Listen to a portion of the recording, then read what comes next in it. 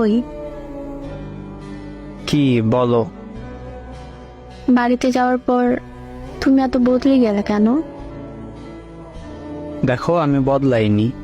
তুমি এই আচারিরা কথা বাদ দাও, কি বলবা সেইটা বলো। খাইছো? না, কি করো? কিছু না। আচ্ছা, বাই। চলে যাবা? হ্যাঁ, ঘুমাবো। আর একটু থাকো, সারাদিন তো কথাই হয়নি। আমি তোমার মতো সারাদিন শুয়ে বসে থাকি না, আমি অনেক ক্লান্ত, ঘুম আসছে আমার। বাই। ওকে, নিজের খেয়াল রেখো। আচ্ছা।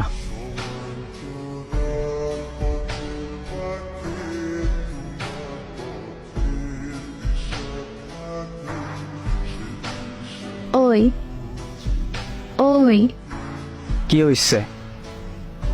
রাফিকাকে কোন রাফিকা? দেখো, রিফাত ভাই আমাকে সব বলছে। কি কি বলছে শুনি? ভাই নাকি দেখছে তোমাকে আর রাফিকাকে পার্কে একসাথে হাত ধরে ঘুরতে। শোনো, রাফিকা আমার জাস্ট ফ্রেন্ড, আর কিছুই না। ও আজকাল জাস্ট ফ্রেন্ডের সাথেও বুঝি রুম ডেটে যাই? ও আচ্ছা, মানে কি বলতে চাও?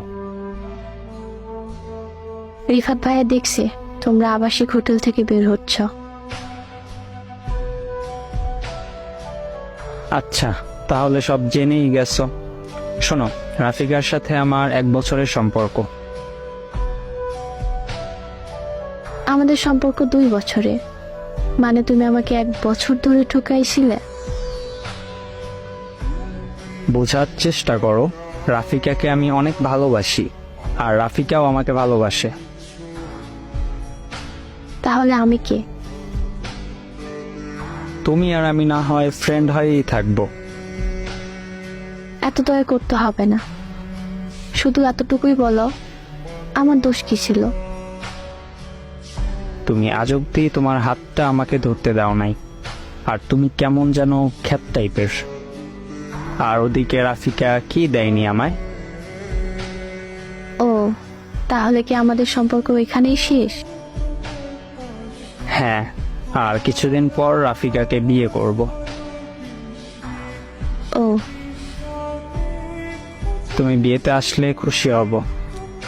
আর হ্যাঁ, আমাকে আর বিরক্ত করবে না প্লিজ।